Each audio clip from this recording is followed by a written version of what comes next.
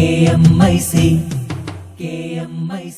നാടിന്റെ ചലനങ്ങൾ കൺമുന്നിൽ കാണാം, വാർത്താവിശേഷത്തിൻ ചെപ്പു തുറക്കാം. KMIC news.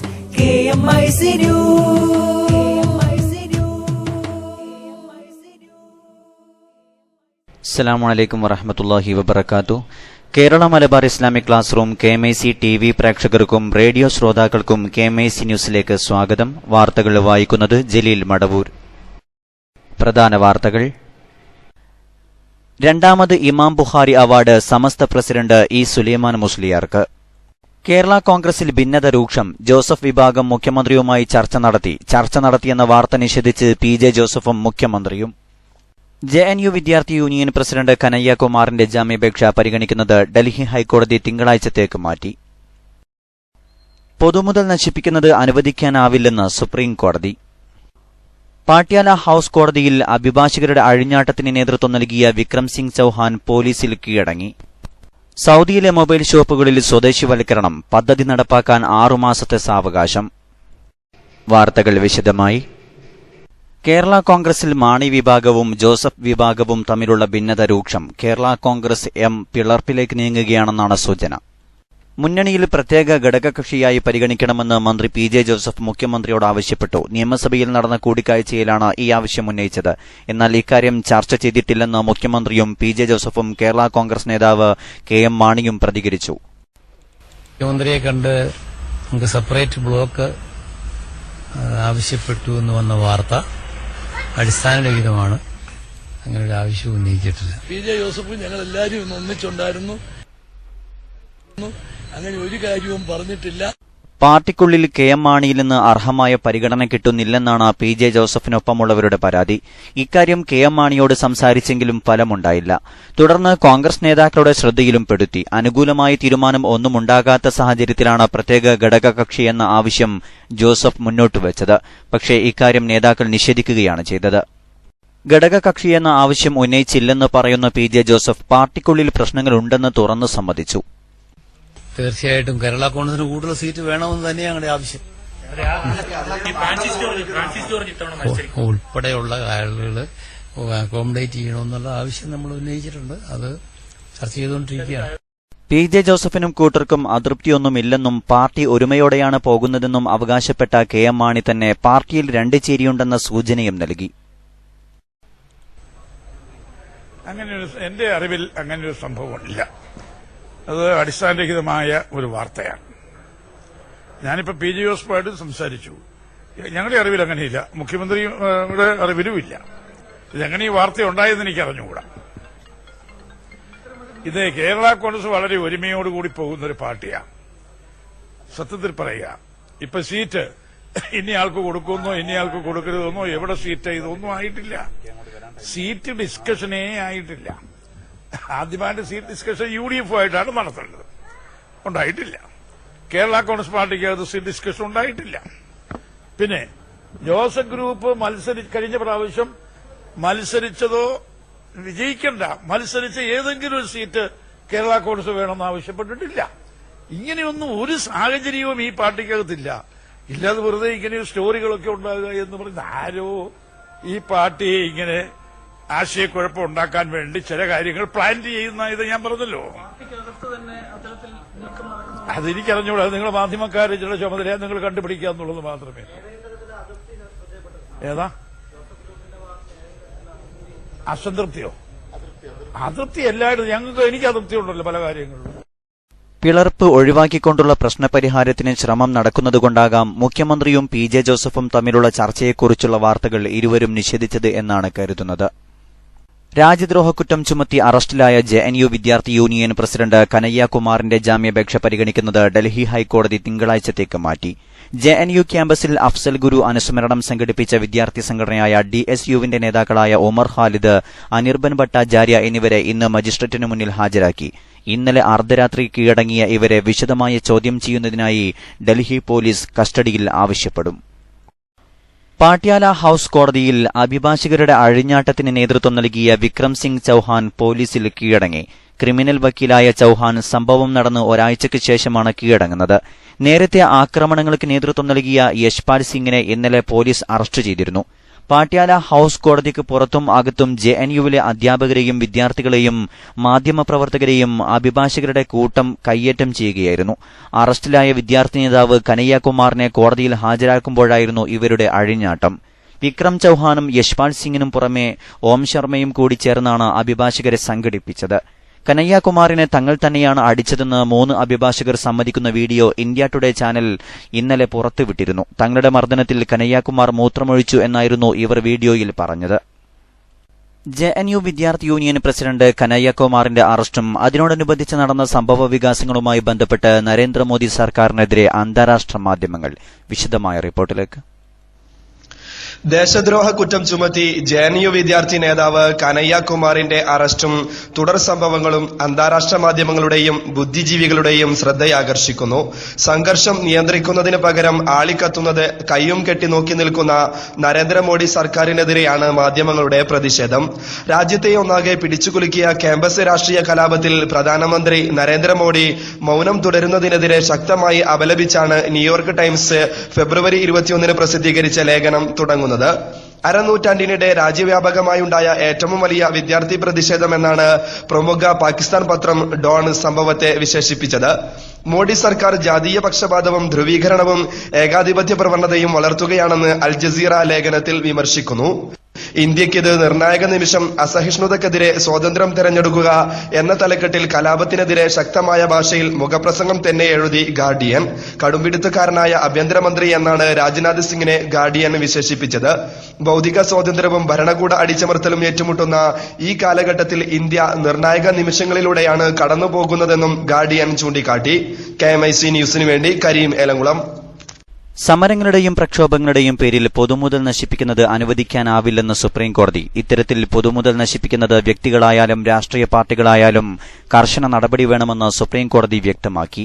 രാജ്യത്തിന്റെ പൊതുസ്വത്ത് നശിപ്പിക്കുന്നത് ഒരു തരത്തിലും അനുവദിക്കാനാവില്ല. ഇത്തരത്തിൽ പൊതുമുതൽ നശിപ്പിക്കുന്നവരിൽ നിന്ന് പണം കൃത്യമായി ഈടാക്കുകയും ശിക്ഷ ലഭ്യമാക്കുകയും വേണം.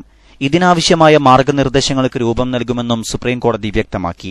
തനിക്കെതിരായ രാജ്യദ്രോഹ കേസ് പിൻവലിക്കണമെന്നാവശ്യപ്പെട്ട് ഗുജറാത്തിലെ പട്ടേൽ സമുദായ പ്രക്ഷോഭ നേതാവ് ഹാർദിക് പട്ടേൽ നൽകിയ ഹർജി പരിഗണിക്കവെയായിരുന്നു ജസ്റ്റിസ് JS ഖേഹറിന്റെ നേതൃത്വത്തിലുള്ള ബെഞ്ച് ഇക്കാര്യം വ്യക്തമാക്കിയത്. ഗൾഫ് വാർത്തകൾ. നാടിന്റെ ചലനങ്ങൾ കൺമുന്നിൽ കാണാം, വാർത്താവിശേഷത്തിൻ ചെപ്പു തുറക്കാം. KMIC news, KMIC news.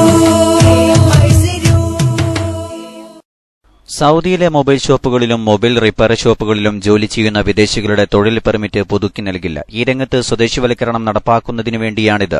പദ്ധതി നടപ്പാക്കാൻ 6 മാസത്തെ സാവകാശം നൽകും. 6 മാസത്തിനു ശേഷം മൊബൈൽ ഷോപ്പുകളിൽ ജോലി ചെയ്യുന്ന വിദേശികളുടെ ഇക്കാമ പുതുക്കി നൽകുകയില്ല. തൊഴിൽ മന്ത്രാലയം തൊഴിൽ പെർമിറ്റ് പുതുക്കി നൽകുന്നത് പ്രകാരമാണ് ജവാസാത്തിൽ നിന്ന് ഇക്കാമ പുതുക്കി നൽകുന്നത്. തൊഴിൽ പെർമിറ്റ് പുതുക്കാതിരിക്കുന്നതോടെ ജോലിമാറ്റം നേടാതെ ഇക്കാമ പുതുക്കാൻ കഴിയാത്ത സ്ഥിതിയുണ്ടാകും. ഇവർക്ക് പ്രൊഫഷൻ മാറ്റം മാത്രമാണ് രാജ്യത്ത് തുടരാനുള്ള മാർഗം. എന്നാൽ ഇക്കാമയിലെ പ്രൊഫഷൻ മൊബൈൽ ഷോപ്പുകളിലെ ജോലികളുമായി ബന്ധപ്പെട്ടവയല്ലെങ്കിൽ ഇക്കാമ പുതുക്കി ലഭിക്കുന്നതിന് തടസ്സമുണ്ടാകില്ല. രാജ്യത്തെ ചില്ലറ വിൽപ്പന മേഖലയിൽ സ്വദേശികളെ നിയമിക്കുകയെന്ന പ്രഖ്യാപിത നയത്തിന്റെ ഭാഗമായുള്ള നടപടിയാണിത്. പ്രാഥമിക ഘട്ടമെന്ന നിലയിൽ മൊബൈൽ ഫോൺ വിൽപ്പന ഷോപ്പുകളിലും റിപ്പയർ ഷോപ്പുകളിലും സ്വദേശിവൽക്കരണം നടപ്പാക്കുമെന്ന് അടുത്തിടെ സൌദി വാണിജ്യ വ്യവസായ മന്ത്രിയുമായി നടത്തിയ കൂടിക്കാഴ്ചയ്ക്ക് ശേഷം തൊഴിൽ മന്ത്രി ഡോക്ടർ മുഫ്രിജ് അൽ ഹക്ബാനി പ്രസ്താവിച്ചിരുന്നു. മൊബൈൽ ഷോപ്പുകളിൽ ജോലി ചെയ്യുന്നവരിൽ 80% വിദേശികളാണെന്ന് തൊഴിൽ മന്ത്രാലയം നടത്തിയ പഠനത്തിൽ കണ്ടെത്തിയിട്ടുണ്ട്. ഈ രംഗത്ത് സ്വദേശിവൽക്കരണം നടപ്പാക്കുന്നതിലൂടെ ആരംഭത്തിൽ 20,000 സ്വദേശികൾക്ക് തൊഴിൽ നൽകാൻ കഴിയും. 2020 ആവുമ്പോഴേക്കും 15 ലക്ഷം സ്വദേശികൾക്കെങ്കിലും ഈ മേഖലയിൽ അവസരമൊരുക്കാൻ കഴിയുമെന്ന് കണക്കുകൂട്ടുന്നു. ഇതിനുള്ള തയ്യാറെടുപ്പുകളുടെ ഭാഗമായി തൊഴിൽ മന്ത്രാലയവും മാനവ വിഭവശേഷി വികസന ഫണ്ടും ചേർന്ന് സ്വദേശി യുവാക്കൾക്ക് പരിശീലനം നൽകുന്നതിന് പദ്ധതി തയ്യാറാക്കി വരികയാണ്. പരിശീലന കോഴ്സുകൾ ഒരുക്കാൻ സാങ്കേതിക പരിശീലന കോർപ്പറേഷനോടും തൊഴിൽ മന്ത്രാലയം ആവശ്യപ്പെട്ടിട്ടുണ്ട്. ഇടവേളയ്ക്കു ശേഷം വാർത്തകൾ തുടരും. നിശ തോറ്റിടും ദീപവുമായി, നിലക്കാത്ത പ്രവാഹവുമായി, പതികാന്തപുരം വരവായി, പദമിൽ തിരിനാളവുമാ നിശ തോറ്റിടും ദീപവുമായി നിലക്കാത്ത പ്രവാഹവുമായി പതികാന്തപുരം വരവായി പദമിൽ തിരിനാളവുമായി മനഃശാന്തി ഉണർത്തിടുവാൻ പരസ്നേഹമതേറ്റിടുവാൻ മനഃശാന്തി ഉണർത്തിടുവാൻ പരസ്നേഹമതേറ്റിടുവാൻ ഹിതപാത തുറന്നിടുവാൻ ശുഭലക്ഷ്യമിൽ ചെന്നിടുവാൻ ഹിതപാത തുറന്നിടുവാൻ ശുഭലക്ഷ്യമിൽ ചെന്നിടുവാൻ നിശ തൂട്ടിടും ദീപവുമായി നിലക്കാത്ത പ്രവാഹവുമായി പതികാന്തപുരം വരവായി പദമിൽ തിരിനാളവുമായി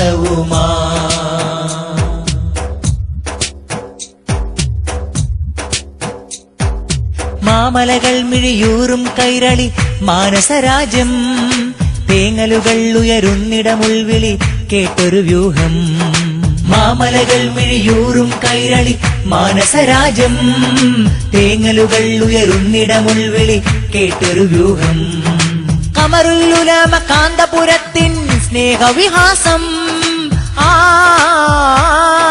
കമറുല്ലുലമ കാന്തപുരത്തിൻ സ്നേഹവിഹാസം മാനവികം മനസ്സുള്ളിലുറപ്പിക്കാൻ മൃദുഹാസം നിശ തോട്ടിടും ദീപവുമാ. വാർത്തകൾ തുടരുന്നു. സംഘടനാ വാർത്തകൾ. രണ്ടാമത് ഇമാം ബുഖാരി അവാർഡ് സമസ്ത കേരള ജമിയത്തുൽ ഉലമ പ്രസിഡന്റ് ഇ സുലൈമാൻ മുസ്ലിയാർക്ക് ഇസ്ലാമിക വൈജ്ഞാനിക രംഗത്ത് വിശിഷ്ട സേവനം ചെയ്യുന്നവർക്ക് കൊണ്ടോട്ടി ബുഖാരി സ്ഥാപനങ്ങളാണ് ഇമാം ബുഖാരി പുരസ്കാരം നൽകിവരുന്നത്. 1,00,000 രൂപയും പ്രശസ്തി ഫലകവുമാണ് പുരസ്കാരം. ഇഹിയ ഉസുന്ന അറബിക് കോളേജ് പ്രിൻസിപ്പലായ സുലൈമാൻ മുസ്ലിയാർ ധാരാളം സ്ഥാപനങ്ങളുടെ സാരഥിയും നിരവധി പണ്ഡിതന്മാരുടെ ഗുരുവര്യരുമാണ്. ഹദീസ് വിജ്ഞാനത്തിലും ആത്മീയ ശിക്ഷണത്തിലും അഗ്രേസരനായ അദ്ദേഹം ഇസ്ലാമിക പ്രമാണമായ ഹദീസ് ഗ്രന്ഥങ്ങളിൽ ഒന്നാമത് നിൽക്കുന്ന ഇമാം ബുഖാരിയുടെ സഹീഹുൽ ബുഖാരി ആയിരക്കണക്കിന് ശിഷ്യന്മാർക്ക് അധ്യാപനം നടത്തിയിട്ടുണ്ട്. ഹദീസ് നിവേദകരുടെ ചരിത്രവും വിവരണവും അപഗ്രഥിക്കുന്നതിൽ സുലൈമാൻ മുസ്ലിയാർ പ്രശസ്തനാണ്.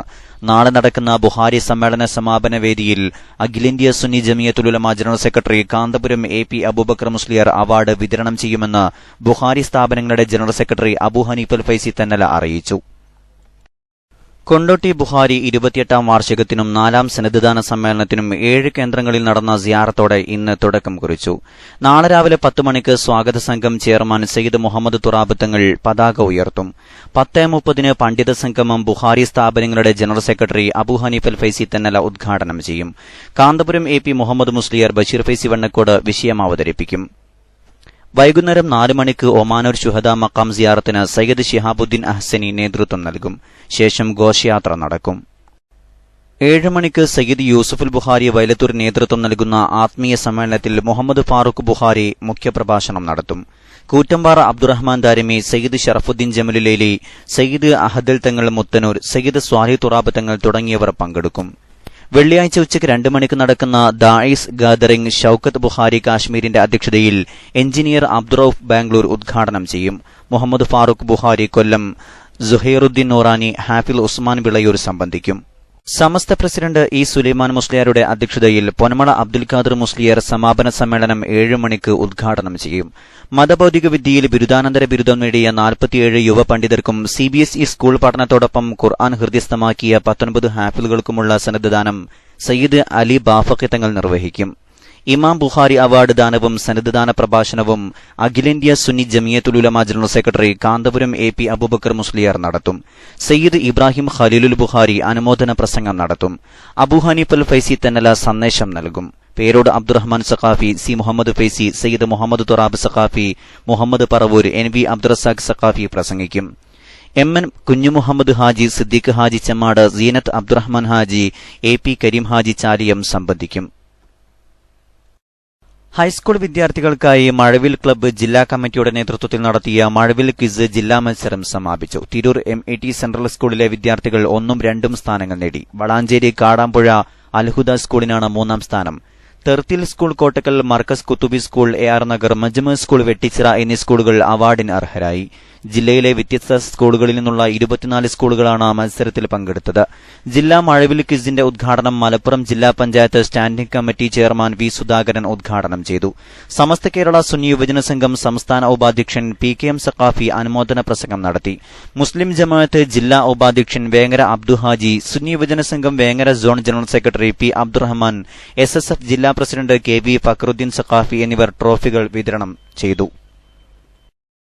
ടിപ്പു വെൽഫെയർ അസോസിയേഷൻ ആരിക്കാടി സംഘടിപ്പിക്കുന്ന അന്തർദേശീയ സംസ്ഥാന ഖുർആൻ ഹിഫ്ള് മത്സരം ഈ മാസം 26 മുതൽ 28 വരെ ആരിക്കാടിയിൽ നടക്കും.